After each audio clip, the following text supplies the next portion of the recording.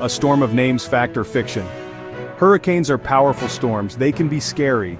These natural phenomena can cause widespread destruction and chaos, leaving communities in disarray. But did you know that even the way we name them has a fascinating history?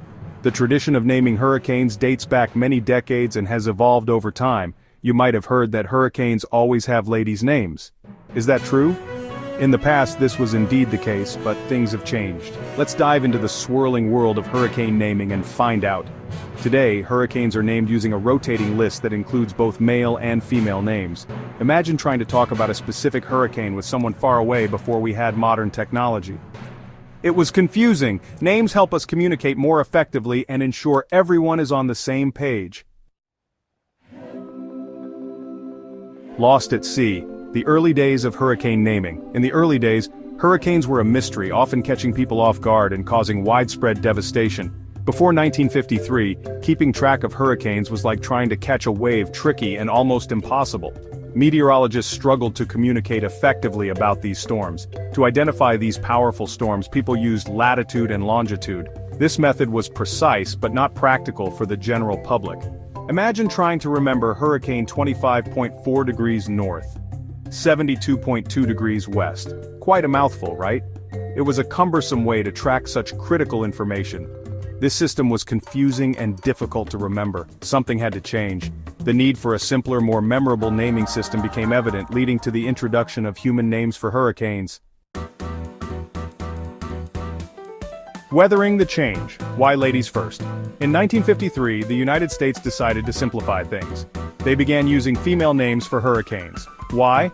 Well, back then, many people believed that hurricanes were unpredictable and emotional, much like the stereotypes associated with women at the time. While this might seem strange today, it was a sign of the times. Can you believe that? Section 4. A force of nature knows no gender, sharing the spotlight. By the late 1970s, people realized that associating only female names with destructive hurricanes wasn't fair or accurate. The practice had been in place for decades, but it was time for a change. Society was beginning to understand the importance of equality and fairness in all aspects of life, including how we name storms. Times were changing, and so was the way we thought about gender roles. The gender equality movements of the 1970s played a significant role in reshaping public perception. People were advocating for equal rights and opportunities, and this extended to even the most unexpected areas, like meteorology. Finally, in 1979, male names were added to the mix. This was a landmark decision that reflected the broader societal shift towards gender equality. It was a small but meaningful step in recognizing that natural phenomena, like hurricanes, do not discriminate based on gender. Hurricanes, after all, are a force of nature, and nature doesn't play favorites. This change in naming conventions was a reminder that nature's power is impartial and that our understanding of it should be too.